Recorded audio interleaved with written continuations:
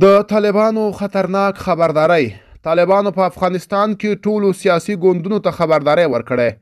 د طالبان د حکومت د عدلیې وزارت ټولو سیاسي ګوندونو ته چې دوی فعالیت په افغانستان کې منع اعلان کړی خبرداری ورکړی چې د خپلو لغوه شوي ګوندونو له ادرسه د مسایلو په اړه له دریځ نیولو او کړنو ډډه وکړي، کنه له سرغړونکو سره به قانوني او شرعي چلند وشي.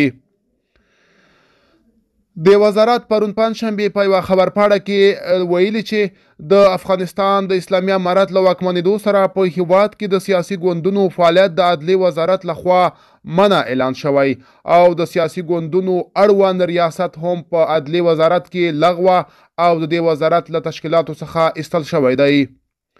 په اعلامیه کې همدارنګه ویل شوي چې د ټولنیزو فعالیت چې په تیره اداره کې فعال و هم ځنډول شوی او یوازې خیره بنسټونه او اتحادیې کولی شي چې د اصولو په چوکاټ او د عدلیې وزارت څخه د رسمي جواز په درلودلو سره فعالیت وکړي.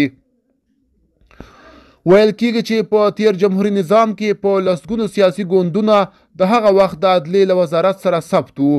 که څه هم د سیاسي ګوندونو پر فعالیت طالبانو مخکې بندیز لګولی، خو دې مسلې ته په وروستیو کې وروسته له هغې ډیر پام واوښت چې د حزب اسلامي ګوند مشر ګلبدین حکمتیار له هغه کوره چې د پخواني حکومت لخوا ورته ورکول شوی و وایستل شو.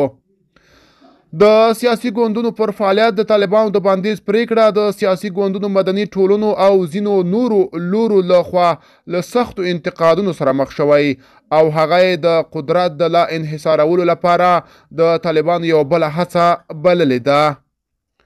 ملګرو، دا به زموږ چمتو شوی ویډیو. که تاسو هم د ویډیو په اړه څه نظر لرئ په کومنټ کې ولیکئ. تر بیا ښه وخت، ښې چارې.